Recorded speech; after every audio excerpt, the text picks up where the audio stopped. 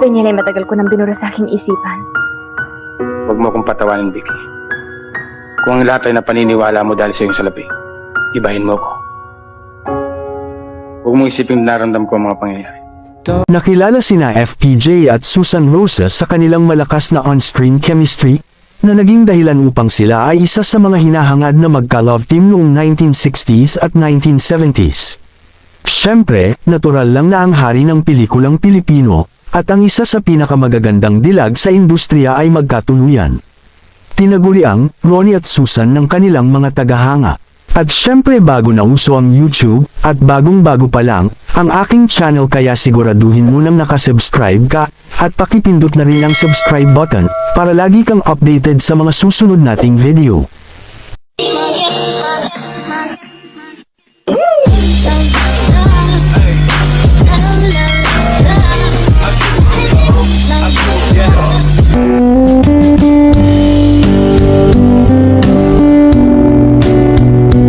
Bago sila naging mag-asawa sa totoong buhay, lumabas sila sa ilang pelikula ng magkasama bilang magka-love team. Galit ka yata eh. Ako? Hindi! Alam mo, masarap sana pakinggan kung masasabi mo yung bang maaari po sana. Yung bang sa English eh, please. Si Carling na ginampanan ni Fernando Poe Jr. ay isang bihasang mekaniko na nahulog kay training na ginampanan ni Susan Roses, ang anak ng isang may-ari ng karnabal.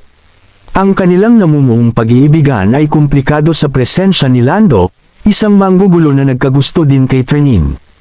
Habang sinusubukan ni Carling na makuha ang puso ni Training, kailangan din niyang harapin si Lando at ang kanyang gang, na humahantong sa isang serye ng mga komedya at puno ng aksyon na mga sitwasyon sa loob ng makulay na backdrop ng karnabal. Ito pala kami. Stop mga kaibigan! Stop na kayo! Para bigyan ba? Papanood ninyo! Ito ba ito? Sandra Bosque! At ang kanyang mahikap langka! Ano sabi? Mga Blanca? Bakit? Ang 1973 Filipino action comedy film na Karnabal, na pinagbibidahan nina Fernando Poe Jr. at Susan Roses, ay isang romantikong kwento na itinakda laban sa backdrop ng isang paglalakbay.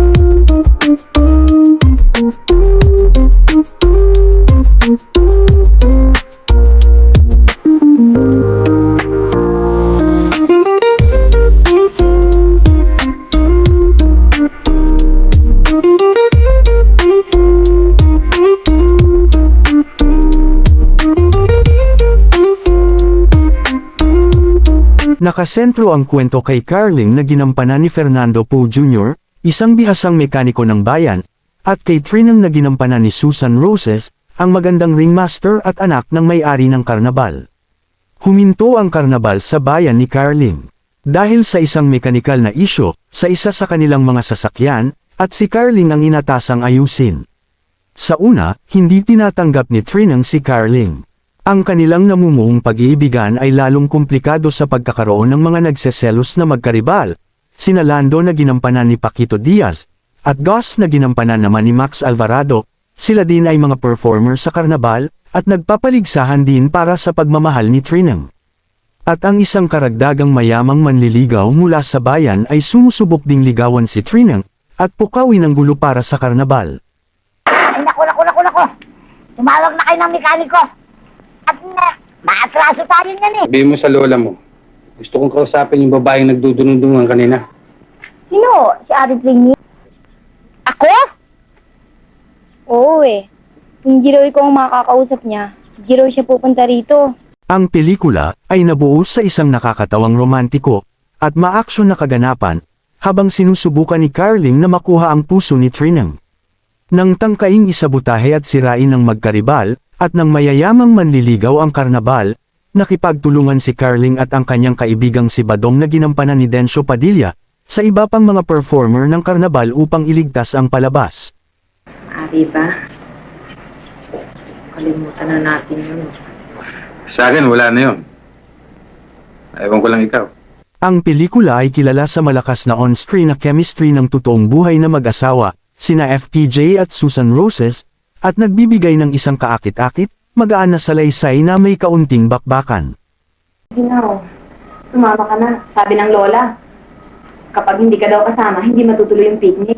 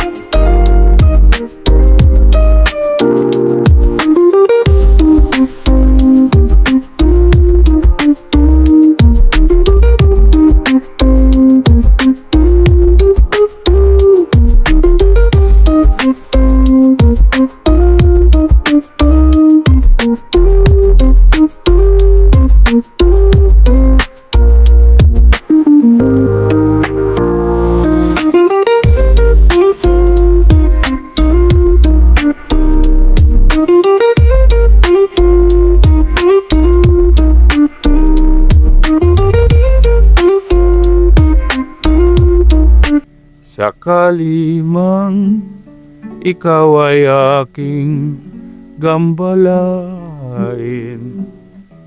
pakinggan mo sana itong awiting, magbuhat ng kita'y mamasdan, ako'y hindi na mapalagay. Ang dahilan nito'y tunay na di ko nalalaman. Manalig ka na kailan may di ba sinabi nitong aking puso ang biglang pag-ibig nang kita'y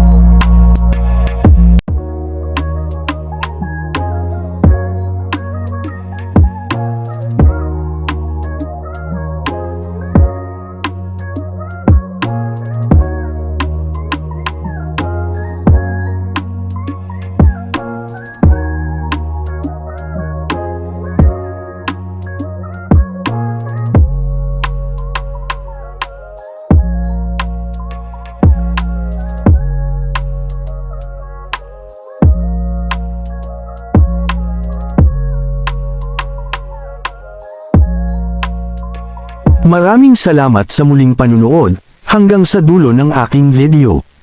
At huwag kalilimutang mag-subscribe, at pindutin mo na din ang notification bell, para lagi kang updated pag nag-upload ako ng mga bago kong video. Thank you for watching.